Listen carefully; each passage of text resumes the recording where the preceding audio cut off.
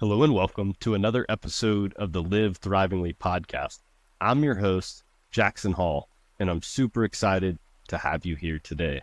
Wherever you are in the world, I invite you to pause, take a breath, and tune in as we illuminate stories and perspectives that explore what it means to truly thrive.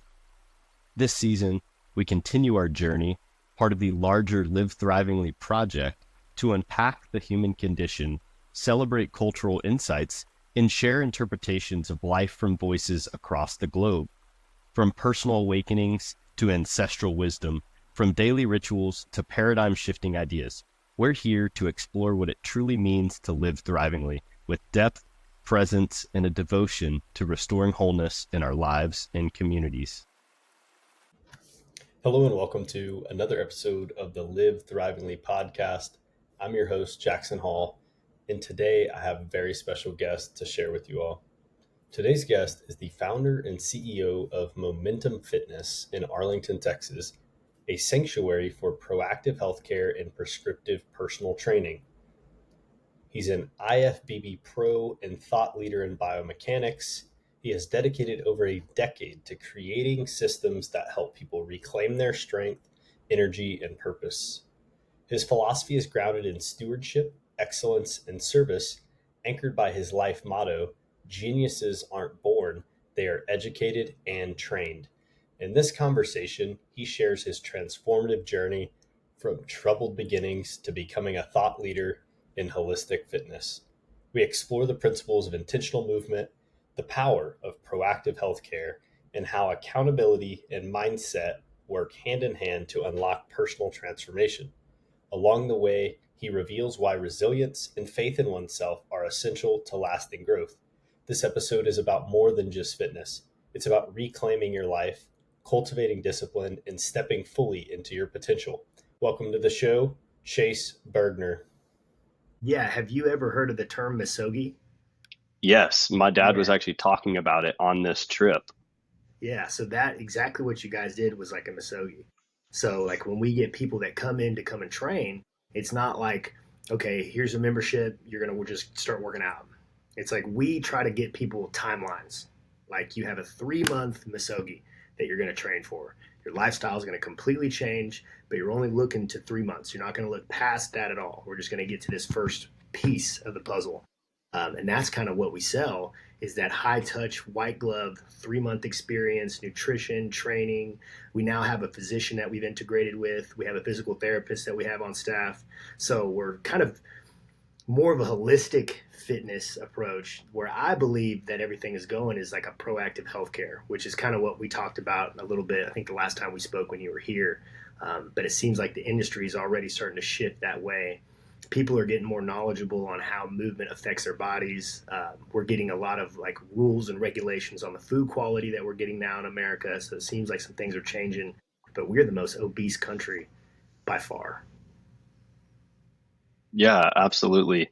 Well, thanks for sharing about the Misogi. I think I love that y'all integrate that into the way that you provide an experience for your members at Momentum Fitness in Arlington. Chase Bergner here today on the Live Thrivingly podcast. Thanks so much for being here today, Chase. Got some cool questions prepared for you. I just really look forward to hearing more about your life story and kind of how you've gotten into what the work you do today and kind of the life you lead. Absolutely. I love to have it. That's my why, right? My purpose. Yeah, so to jump in, tell us a little bit more about your backstory, kind of growing up and adolescent years and stuff, and then kind of into how that led you to where you are today. For sure. So we can go way back to about I was either 6 or 7 years old. This is when the whole story kind of starts. My mom tried to commit suicide. And I had just gotten out of school. One of her friends, who I was friends with their son, they were taking me home from school. And we came to my house, and there was like 7 or 8 police cars just at my house. And I was like, what is going on? And I remember my friend's mom being on the phone and she being like, okay, yeah, hanged up. She hung up the phone. She's like, we got to get out of here, Chase. Your mom's not feeling too well. We're going to bring you back home later when your dad gets home. So I'm like, what's going on? And to come to find out, she was trying to kill herself. I didn't even find this out until I was in high school. And it's crazy that they try to keep this from me. But immediately after that, my family got a divorce. So my mom and my dad split. And my dad had to move in with his mother and father, who were right down the street, because he traveled all the time. So he was in the oil and gas business. So I'm here. My parents just get divorced. I'm 6, 7 years old. I've got a sister who's 16 at this point. And so she's kind of out the house doing her own thing. So now I'm stuck at my grandparents. And I didn't really realize this until I got older. But the reason I started getting into trouble at a young age was because I needed attention. I was seeking attention. And so the only way I would get it would be disrupting class.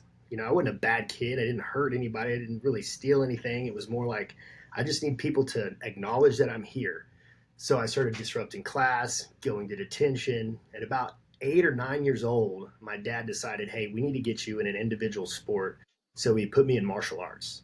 And that was where I met David Kestenbaum, who you're familiar with. You know him. So I trained with David. David and I ended up getting my black belt. We were both headed to the Junior Olympics. I mean, it was amazing. But at 15 years old, and let me mention too, my behavior started to improve because I had this outlet that I was pouring into. And I luckily had a little bit of athletic capabilities at this point. So at 16, I got into a fight with, you may know this guy, his name was Roy Curbin. He was a justice of the peace of Mansfield, and he used to own American Black Belt Academy right over here off Michigan Avenue. And he's an amazing person. I mean, he's an incredible guy. Best friends with Chuck Norris, good friends with Chief Wayburn, Tarrant County Sheriff. And he embarrassed me at a belt test because I was getting a little bit better. I was still a smaller guy, but I was getting better. I was getting arrogant. And I had a lower belt that I had popped off and hit me in the face in a belt test. And of course, my ego could not handle that at this time because I'm this really good athletic kid who's getting ready for the Junior Olympics. And I got really upset and I ended up popping off and hitting him. And you're not supposed to do that as a black belt. You're supposed to show respect, self-control. And I did not show that. So Roy picked me up by my shirt in the middle of a belt test with 100 people and said, "You're a black belt. You need to have more respect. This is not what we allow. That's not the standard." And I basically just quit martial arts that day. I walked out. And so from the next year on, my life just spiraled down the drain. Drugs, alcohol, fighting. I ended up breaking a bunch of car windows, which was completely ignorant in my adolescence. I have no idea why we did this. And they sent me to a juvenile institution in Waco, Texas. And let me tell you, that was a wake-up call. It was predominantly African American and a Hispanic culture, and I got my butt kicked like every day for like 6 months. And again, I was a smaller guy, and all these guys that were in there they had full beards, they had trap muscles. I mean, they were big kids.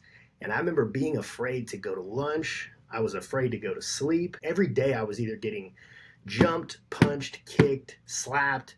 Whatever way they could embarrass me, they did. So that was a very rough time. And I remember at that point in my life saying, I will never feel this vulnerable again. So I vowed to myself, I'm going to get bigger, I'm going to get stronger, I'm going to get faster, and I'm going to get smarter. And luckily, when I was in this institution, we had these counselors who stayed with us, and we had basically these units. They called them units. They look like big college dorms, but this place is like a facility that's locked down. And so we had these counselors who would come in and work day shift and night shift. And there was this one counselor there. His name was Dwayne Sims. And he has a very interesting story. So this is kind of a side story to keep telling my story. But when he was young, he got into a lot of trouble for selling drugs. So there was one time that he had gotten into a fight with his brother, and he had a bunch of marijuana. And he left his apartment, and he's walking down the street with this bag full of marijuana. The police officer comes and pulls up next to him and says, "Hey, what are you doing with that bag? Where are you going?" And he kind of makes up this story. He elaborates off of the fight he had with his brother, and he said, "Hey, this is just all my stuff. I'm moving out." So the cop's like, "Well, hey, we'll give you a ride. So hop in the car." So Dwayne's like, "Oh no, like I have this full bag of marijuana. I'm about to get into this cop car. Like I'm going to prison." So he gets into this car, and he told me, he prayed. He goes, "God, if you get me out of this, I will change my life." Somehow, some way, he did not get caught with that bag. So Dwayne actually did what he said. He said he was going to change his life. So he was doing his residency at Baylor, and he's a doctor now, by the way. So he had a Wow. liking to me and kind of saw that, I wasn't this bad kid. I had some talent if I just had some direction. So he's just started pouring into me. Real positive guy. He's telling me, let's go play ping pong. Hey, we need to read this book. And he was just kind of there, being my friend. And he noticed that I could rap. I don't remember how it got on to this point. I think there was a song on and I was rapping to it. The song ended and I kept rapping. And he was like, "Ooh, holy cow, you can rap." And I'm like, "Yeah, dude, I can rap." So he would invite some of the kids who were kicking my butt to come and listen to me rap. And that's how they actually started liking me. And that's how I made friends. Ah, But Dwayne took it a step further. And Dwayne, once a month, we got to go on this van and we could go outside of this, institution to have some type of normalcy. We could either go to a store, and of course, we were accompanied by like a counselor, or we could go and just drive around, drive through the park. We could even go to the park. Every month, he made it a point to take me to a coffee shop to read these poems that he was making me write from reading books that he would give me. So he got me into public speaking. And what's crazy is this guy was like a guardian angel, and I still talk to him to this day. He comes and checks in on me. So that was where the whole shift changed. And of course, I wanted to get bigger and stronger there. So I was just started trying to do push ups and sit ups and pull ups all the time because I was tired of getting beat up. Really. It wasn't to get mhm. girls, it wasn't to just feed my ego. It was literally just to not get beat up anymore. Wow. Thanks for sharing all that. I mean, I know we've talked about it in bits and pieces, but it's cool to hear kind of the whole backstory there. And yeah, that you can even rap. That's cool. I didn't even know that as well. And yeah, what a journey, and truly really kind of follows that hero's journey arc, to quite the T, the meeting of the mentor and things like that. I think that, obviously in the moment, in the time, a tough time for you, but you kind of chose that point to say, hey, I'm that turning point for you. Hey, I'm going to improve my life. And, ultimately you had a mentor who presented himself and was able to help you become a better man. And then as time went on, I'm guessing, so what years were that where you were at the juvenile So that detention, and then when did you come out that of was that? about that was about 16 to 18 years old. So when I got out Okay. of there, I came back to Arlington, Texas, and I graduated with my high school diploma. But one thing I quickly noticed, which Dwayne taught me this, was my surroundings. So I went back with hanging out with a lot of the same old kids I used to hang out with, and guess what? They're doing the same old things. So I made the decision at 18 years old that I was just going to move away. So I had a friend of mine who was battling a drug addiction, and he was a good kid. He wanted to change his life. And I'm like, dude, let's just move away from Arlington. Let's get away from everybody. Let's just go get in shape, figure out what we want to do, go start a new life. And so he was willing to leave everything behind and go with me because he knew if he didn't change his life, he might not be alive anymore. So he luckily had an uncle who owned an efficiency apartment complex that was in Galveston, Texas. And so I packed up all my stuff. I told my dad, "Hey, dad, I'm moving out. This is what I'm going to do. I'm going to go to Galveston. I'm going to go get a job and I'm going to figure out who I am." He's like, "How are you going to do this? You have no money.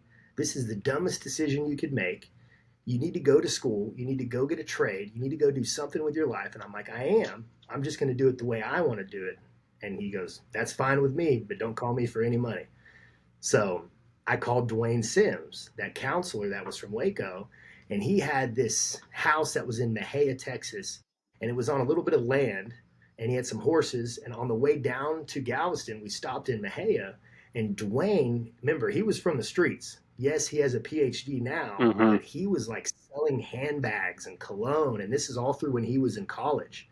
And he pulled out all this wholesale perfume and cologne, and he taught me how to go into salons and sell this stuff to salons to make money.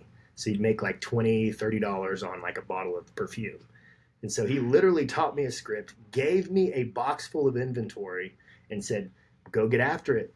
So that was how I made ends meet on the way down to Galveston. And then once I got there, I got a job, two jobs. One was at a gym in the morning. I'd open up the gym. And in the evenings, I worked at these two hotels that were sister hotels. One was called the Tremont, and the other one was called the Galvez.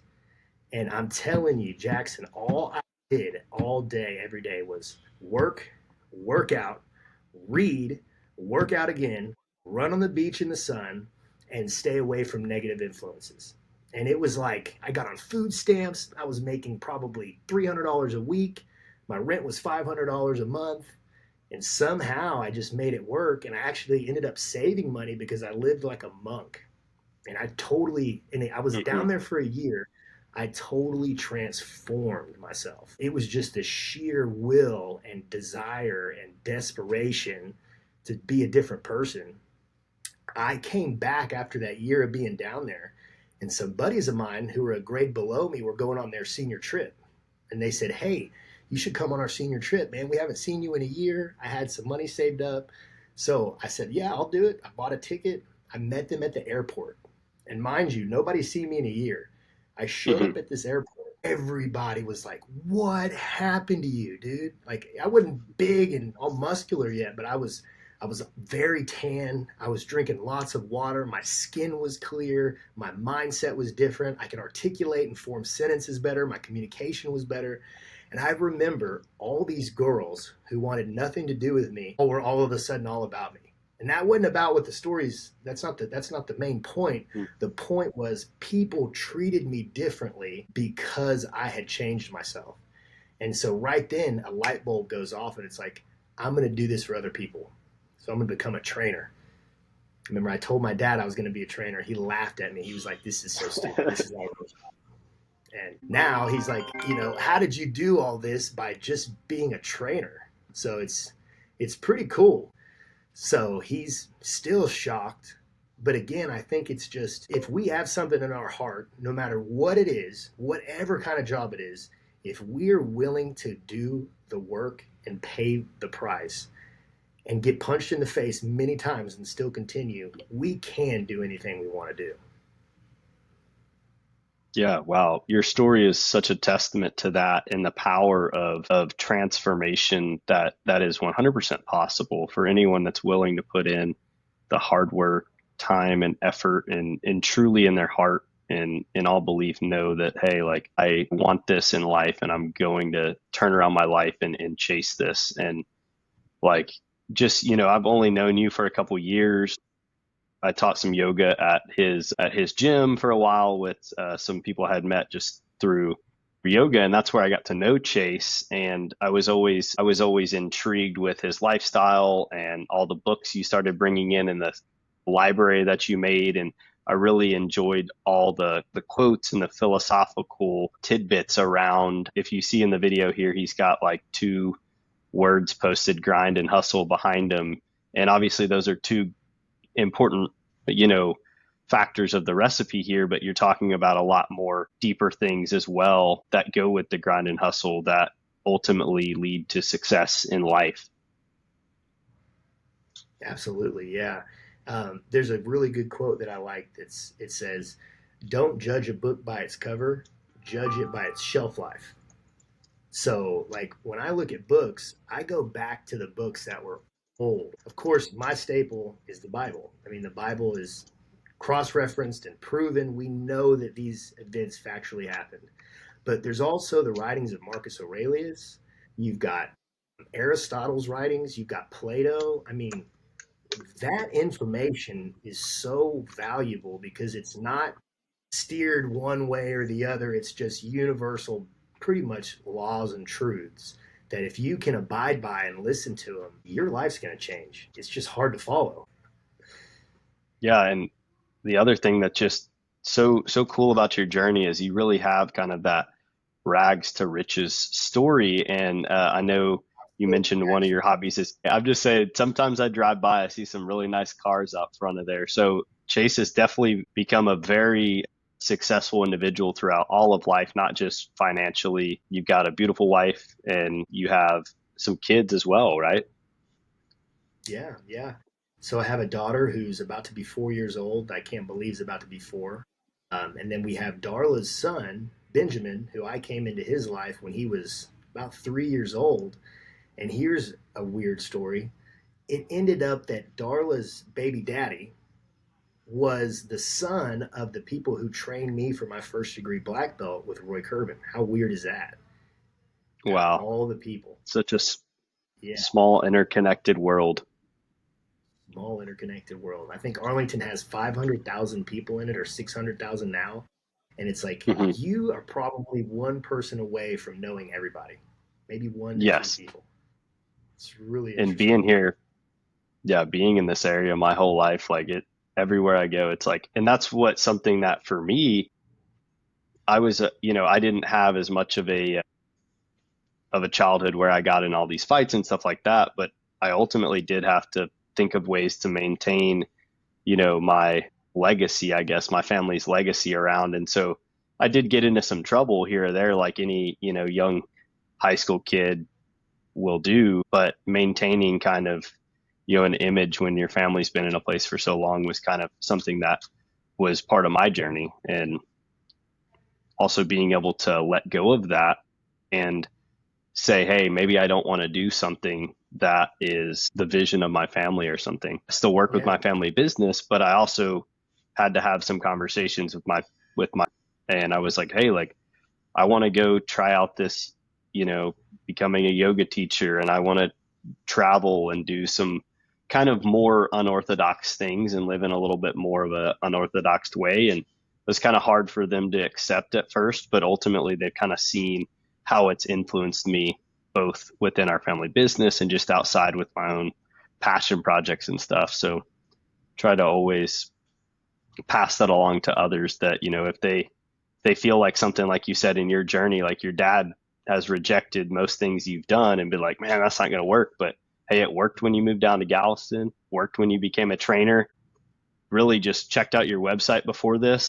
I know I've kind of got to see as you've continued to be building and kind of visioning what you were building there at Momentum Fitness, and it really looks like it's come together really nicely recently. I love the new website and everything you've got going there. If you would maybe share a little bit more about how y'all do things at Momentum Fitness and kind of how you've created y'all's, coaching, personal training philosophy.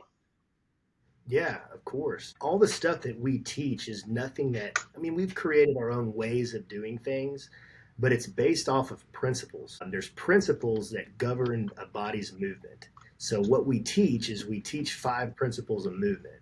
You start off first with your ability to stabilize and mobilize joints. So, that's like your yoga, your body weight movement, understanding how connective tissue needs to be strengthened, knowing how to work your shoulder blades in the correct manner when you're doing a plane of pushing or a pulling, knowing how to strengthen your ankles, your knees, getting that foundation built first before you just start trying to exercise. Then you go into your speed of movement. So your speed of movement is you accelerating with force and speed. So it's what turns on the central nervous system. And that only takes about 10 reps, 7 to 8, 10 reps. It could be an explosive jump squat. It could be some quick high knees. It could be some quick medicine ball passes. But what that does is that primes your nervous system for the heavy lifts that are going to come after that. So this will help you not get injured. It will also help regulate like your central nervous system, because all day we are so overstimulated. We spend so much time in our sympathetic nervous system that it's really hard for us to get into like our autonomic nervous system. So this teaches you a natural way on how to get you into that fight or flight feeling and then go into the workout, because we're already in that feeling all day anyway, because we got a text message, we got an email, oh, we got somebody calling us over here, oh, we got somebody walking in. We are so overstimulated, and I don't think we're supposed to be that way as human beings. So knowing how to turn that on and then also turn that off with things like yoga, deep stretching, box breathing. I mean, there's a ton of ways that I know how to get that central nervous system to go back into the autonomic nervous system. So then you go from that, you're ready, you're primed, you go into your force of movement. So those are your basic compound movements like a squat, a bench press, a deadlift, a hinge, a bridge. And that's where you work on progressing in strength, and you're using what's called the SAID principle. So the SAID principle is specific adaptation to imposed demands. So what your body repeatedly does, it gets used to.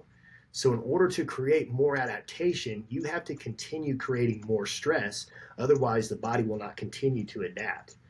So after you go to your force of movement, you go into range of movement. So range of movement is a single arm, single leg, torso strengthening exercise. So that includes crossing midline. So think about like a pitcher or a tennis player, hockey player. Crossing midline, you have to use both the right and the left side of the brain. So not only is that good for athletes, that's really good for people who are aging and getting older and have issues with memory and balance. Crossing midline even helps regress neurodegenerative disease. That's a proven fact.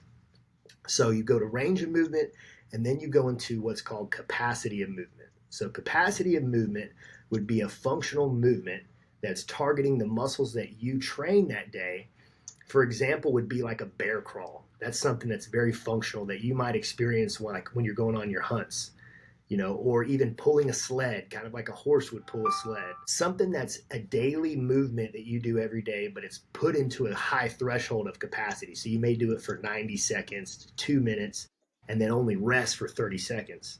So what this does is it helps build the body's tolerability, and it allows your body to recover actually more efficiently because you're pumping a ton of blood into the muscle. And then the last principle, we load the muscle into a stretch position.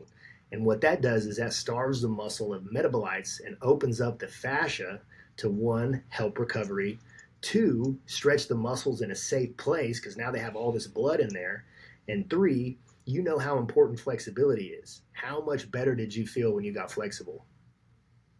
I mean, Oh yeah, change your life, right? Changes your life. So what we teach those principles, but now what's really cool and unique about momentum is we can take these principles and we can make it specific to an individual, whether they're 16 years old, they're playing hockey, or they're 70 years old and they're battling Parkinson's disease. Now, the methods of which how we obtain the principles may differ, but the principles are going to be the same, always going to run that way. And now you're teaching people how to move for the rest of their life. So we hope that people don't need us forever. We hope that they're able to come and learn and have a good experience, and then also learn the nutrition principles that we have with that. And then they tell their friends about us. And that's how we've been in business almost, 10 years now we've been here. Wow. Yeah, thanks for laying out those five principles. I think that's very helpful to kind of understand this holistically because I think oftentimes exercise is misunderstood by a lot of people and strength building versus, just maintenance. And so to be able to work with clients and help them understand the totality of that so that even if they stay with you or they move on, they can take that into wherever they work out and whatever styles of workout and things that they do. I know just from our conversations and hearing more about this, there's definitely some more pieces I'm missing, I think, in my own puzzle. I've definitely come a long way, but talking to an individual like you is just like getting a master class and kind of understanding all these different aspects, these principles of what would you say a holistic personal training program or? I would say it's more of like proactive healthcare. Okay. Because like I'd mentioned earlier, we're starting to move into this like medicine space because this is what's crazy, Jackson. We have case studies that have proved this. We have cured neuropathy. And it's not because we're geniuses and we're doing these incredible techniques that have never been done. We're literally just getting blood flow to the lower extremities of the body. We've reversed type 2 diabetes in multiple people. We've got multiple people off blood pressure medications. We've had people who have had hemispheric strokes, like on the left side of their brain. The doctor has told them that they are not going to walk again and tried to put them on all these drugs like gabapentin. I mean, we had a guy taking 4 hydrocodone a day just to get through the day. And it's like, why don't they just prescribe movement and like getting blood flow again and having him eat like less processed foods? And it's crazy how simple this stuff is, but how big of a role it plays in not just your lifespan, but your health span. A lot of us are just sick because, I mean, nothing against doctors, but they're not educated in biomechanics and nutrition like they should be. They need more information in that realm so they can help be more effective in not just always going to drugs as the answer. I agree wholeheartedly. And many of the guests that have come on the Live Thrivingly podcast have all kind of been in this similar light. And I feel like it's very empowering to take your health into your own hands proactively rather than kind of just the guessing game of why am I sick and why I'm this and tell me, doctor, what do I need to do or what I need to take? And oftentimes it's not really the best advice and it doesn't really get you the results you want. But stepping into a container like Momentum Fitness and working with your team on proactive health measures is an incredible journey to take. And in my own journey of proactive healthcare for myself that I've tested and tried and experimented with a lot, it's been so empowering to know that we can, heal ourselves from within through all these different tools if we're just willing to put forth the work and the effort and find great individuals like yourself and your team to help us along that journey and keep us accountable to pushing through those hard points in that journey. Yeah, I think that, to add on to that too, I think that, like you said, people are just accepting what the doctor says, and that's the truth of it. But what's crazy is if you just start researching things and understanding how processed food affects the body, we look at cancer and we look at how it's grown rapidly over the last 50 years. We'll look at processed foods too. We've also seen the decline of the male testosterone level from 1940s to 50s. And you can go and see a lot of the stuff they put in your pans, like your nonstick pans, that lowers testosterone. There's so many chemicals and additives that are in our food that start to destroy our body's natural capabilities. I mean, there was a deal that came out on Tylenol about autism. Did you see that yesterday? Yes, crazy. Like pregnant women taking way too much Tylenol and that jacking up the autism count for like mostly the males.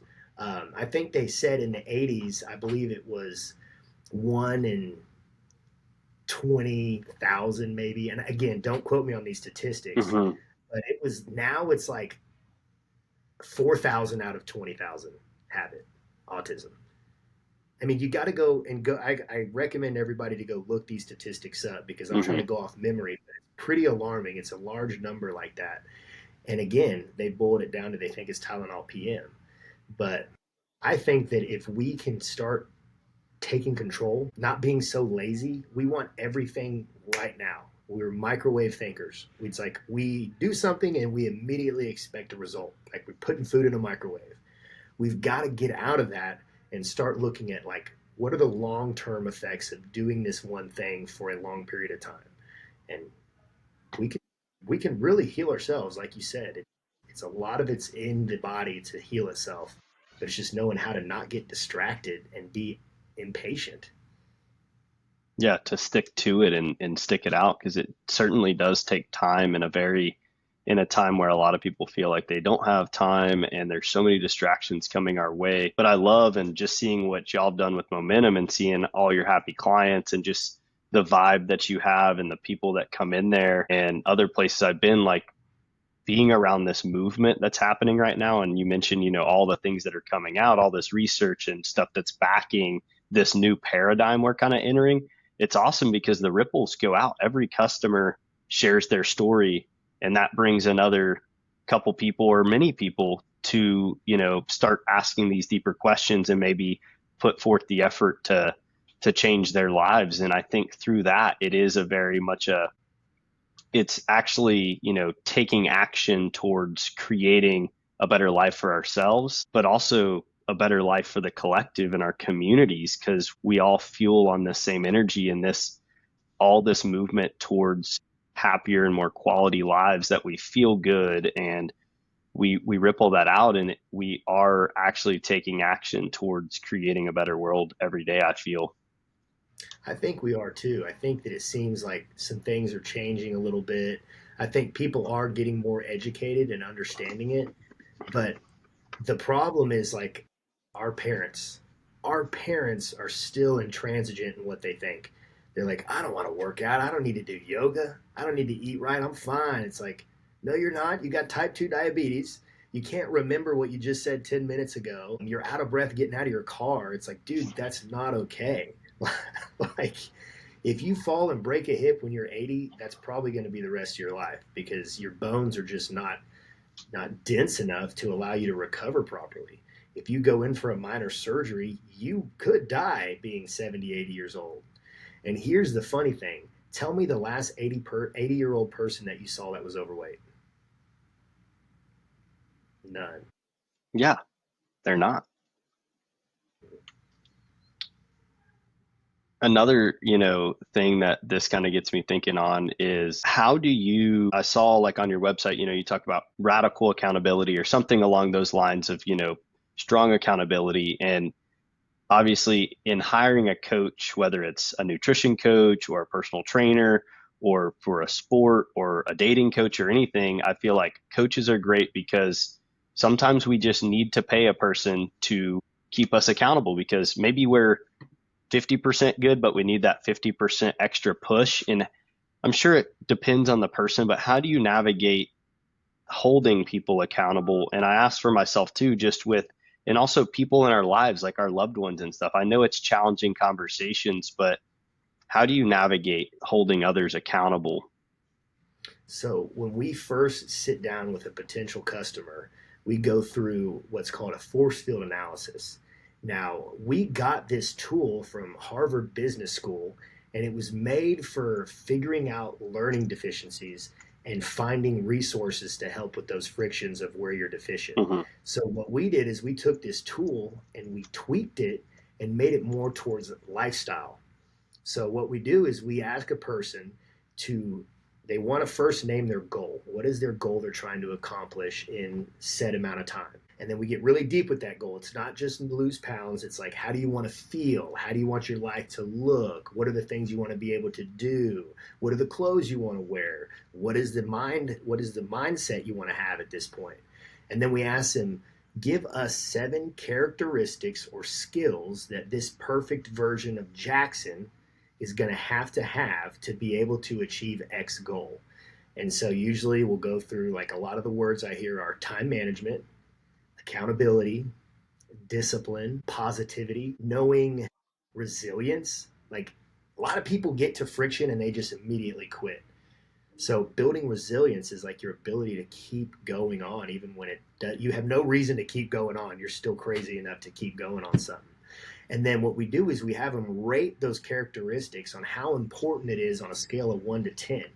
So usually on the perfect person, you have 10s all the way down. But then the really important question comes is now, honestly, and I need you to be honest with me, assess where you are in those places right now. So we go to time management. We went from a 10 to like a 2. We went to discipline. We went from a 10 to like a 4. We went to positivity. We go from a 10 to a 1. And it's like what we do is we go through and we find what are the 3 biggest differences between those 2 lists. What are the 3 biggest numbers, the 3 biggest gaps? And then we figure out, okay, why do we have friction with your time management? What is causing you to have, I have too many things to do. It's like, okay, you have too many things to do. I just can't sleep at night. Okay, so you need to start getting on a consistent sleep schedule. So what we're doing is we're finding the frictions of why they have problems with this, and then we're creating the resources of how do they fix and strengthen these weaknesses so they can be successful outside of the gym. Because that's the most important part, is the outside, not the hour that they're with us or hour and 30 minutes. It's like, what are the 23 hours looking like when you're out there? Because that's going to really determine your ability to change and create strength and endurance and grit. You got to learn grit a little bit. I don't think people innately have that skill unless they're like a type A personality that are just have faith, I don't think a lot of people have that. So we use that to help go back to that accountability side. So a lot of the times, you mentioned the library, that library has even more books in it now. It's all based off of philosophy, biomechanics. A lot of it is autobiographies and biographies, because I believe that a lot of the answers we're looking for are in biographies and autobiographies of people that have lived before us. We can read those and get a lot of common themes of how should we be living our life to make sure that we're the people that we need to be, but also just philosophy, nutrition, breathing techniques, how to get off drugs. Like that's one of the books that's on the shelves. Like it's all self-help. And we just keep going back to that data that we collected when they first came in. And that almost, they don't even start caring about the body at that point. The body changes by default when they start changing this and then going back to that data. And we just keep building from that. That's Totally fascinating. Yeah. What else around here? Force field analysis. I love that. I'm going to look into that personally. I feel like I've heard of that before, but I've never heard someone explain exactly what you're doing with that. And I think, you can definitely carry this into overall life, into careers, not just, personal training. It sounds like you could definitely broaden the scope of that and how it touches all that. Like you said, the other 23 hours of the day, you're at work, 8 of those hours, you're in the gym for 1 with your trainer. And, you've got to have some sort of plan that you can fall back on and some time to sit and ask those definitive questions and map that out for yourself. And I feel oftentimes like, because I've done things similar to kind of structure and map out things and make plans, like I feel like that is such a powerful tool because everyone has dreams and desires and goals out there sometimes, but not many people really reverse engineer that and understand who they have to become, who they have to identify as, what skills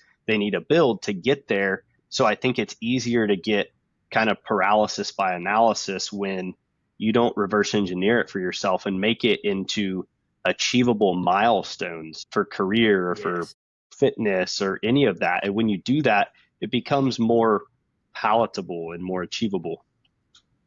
100%. I know you've heard this quote, how do you eat an elephant? One bite at a time. I really think that's with anything in life, but we're so rushed all the time nowadays that we can't really practice that because, like, again, we're overstimulated. And what would you say? Oh, you got something to? What I was going to tell you, you had asked about, like, how do we keep people accountable? We have a system where we literally text every other day. Now, it's not too much where people are annoyed. It's mostly just small questions. How are you feeling? What are we focusing on today?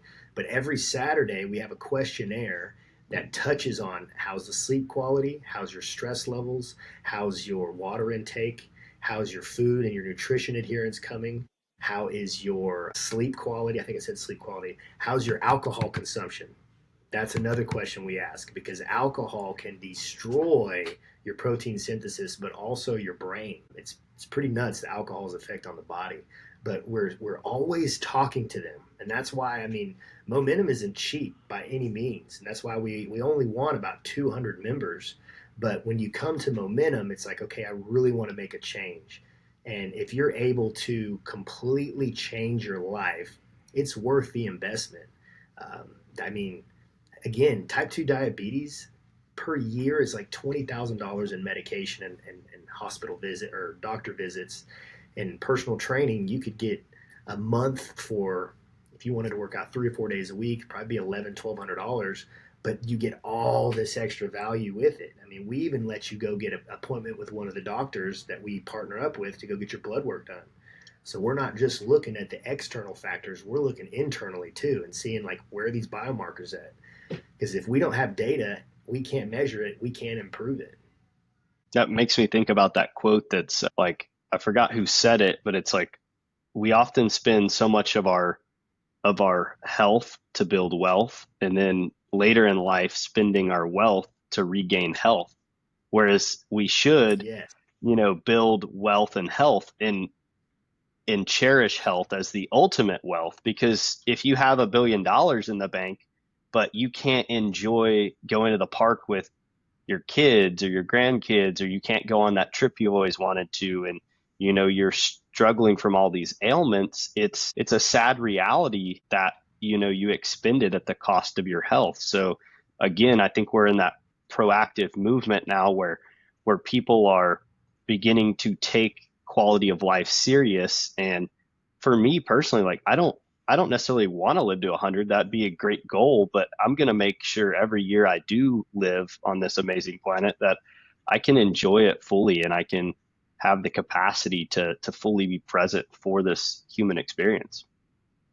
Have you ever read Steve Jobs' last words? I think I have in the past, but do you want to share them? He said everything that you just said, basically. He's like, everything that I thought was so important is not that important. Just talking about all the sacrifices he made to do what he did. But remember, at the end, he died of cancer, and he was Hmm. sitting on his deathbed, like, I regret this. Basically, what you just said verbatim, but he goes into a little bit more detail for his life specifically. But it was exactly what you just said. And I think that takes us to the philosophical kind of pillar of that they were so great at, kind of those meditations on mortality, right? And sometimes it's a little bit melancholic and dark for people to want to go there, but when we do think that death is, when we acknowledge that is, we are going to go through that at some point, it can oftentimes illuminate some things and help us prioritize and find things that are important. And there's an amazing book too called like The Five Regrets of the Dying, where this woman that worked with people like in bed care by their side while they were dying, she received all this amazing wisdom from them about what they regretted on their deathbed and then kind of compiled it into So that was called the five.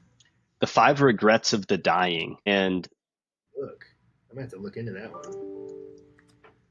Five yeah, regrets of let's see dying. what they are real quick. Five regrets of the dying are: I wish I'd had the courage to live a life true to myself, not the life others expected of me. I wish I That's you. hadn't worked so hard. I wish I had the courage to express my feelings. I wish I had stayed in touch with my friends, and I wish I had let myself be happier. That's a tough pill to swallow, man. That's great. And to put that into kind of that force field analysis, and then, you know, when helping others and helping ourselves, kind of, I saw a guy on LinkedIn one time like scratch those out and he put like the five like affirmations of the living. And it was like, I choose to stay in touch with my friends. I choose to, let myself be happy and kind of start that mindset shift, like you mentioned with the force field analysis, and what ultimately is probably one of the most important things to transforming our lives is allowing our mindset to arrive there, our subconscious mind. Yeah, and I think that that's where people are starting to get to. You're getting more of this information getting out there.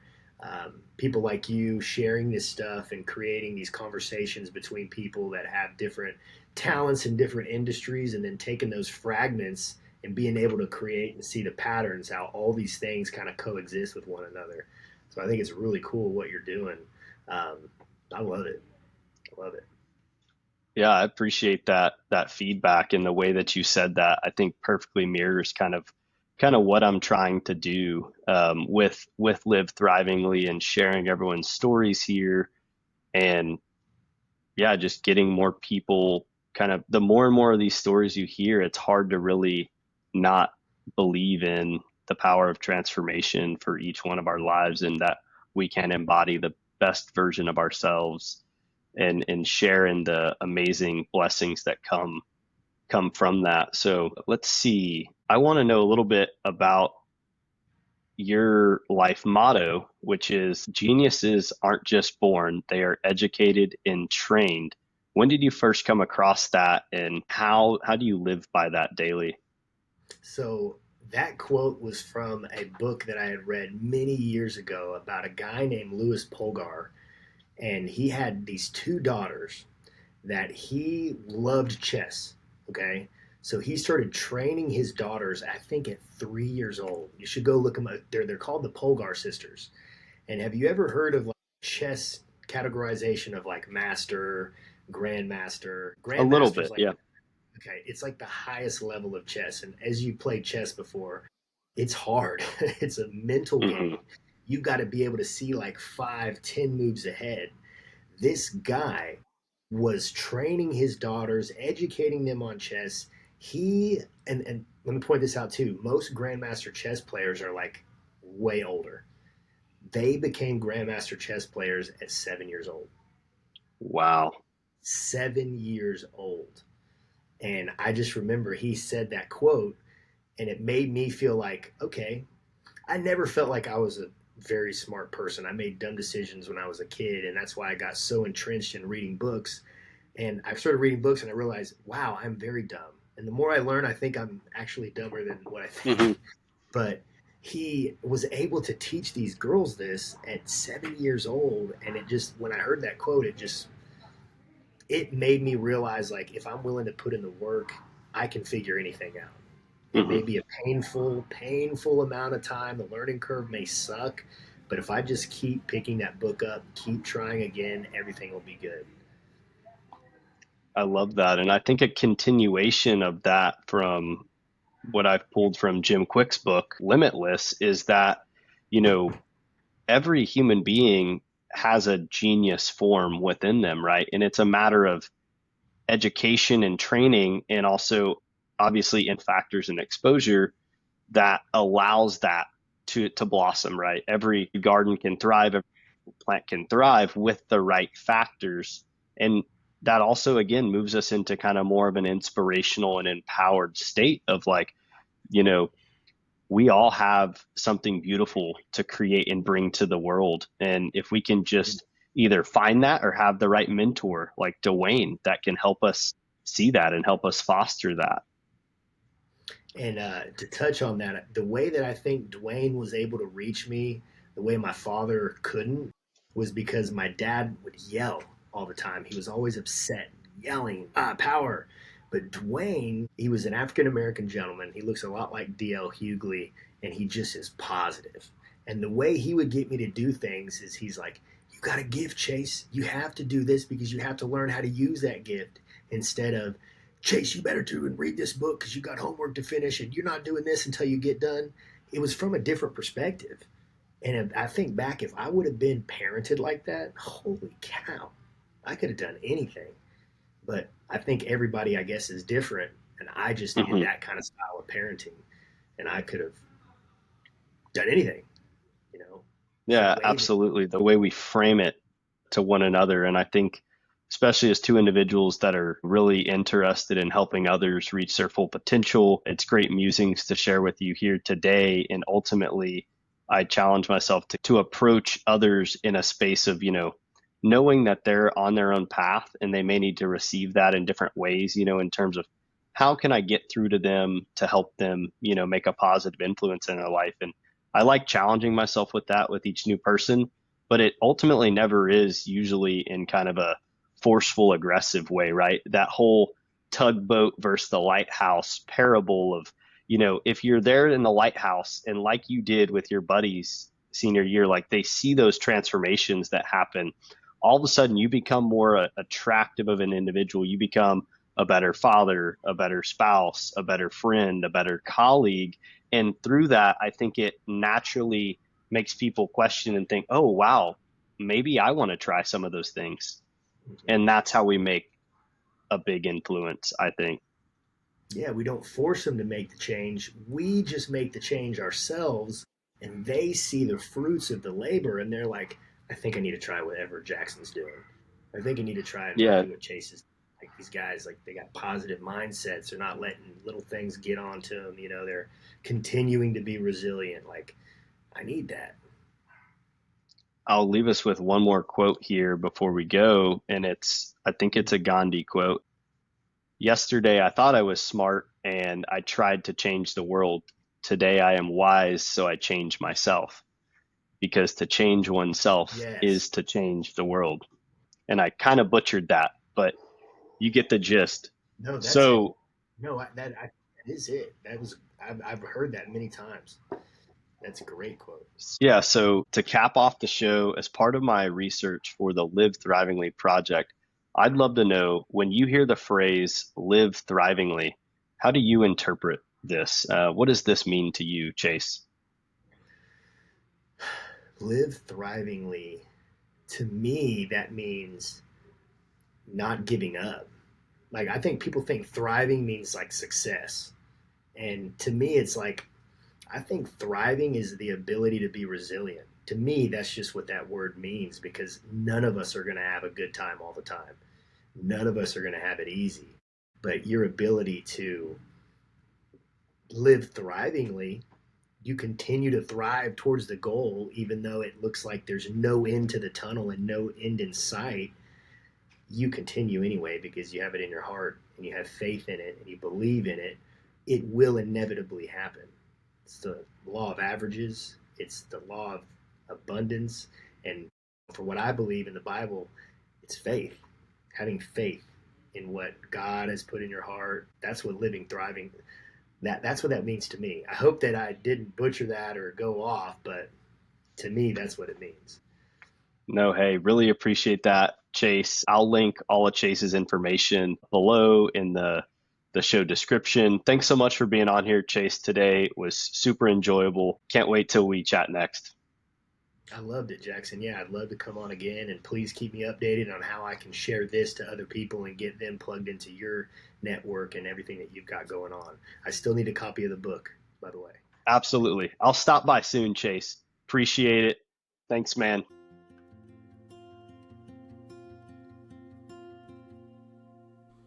Thank you for joining us on this episode of the Live Thrivingly podcast. I'm your host, Jackson Hall, and I hope you found inspiration and valuable insights to help you thrive in both your personal and professional life.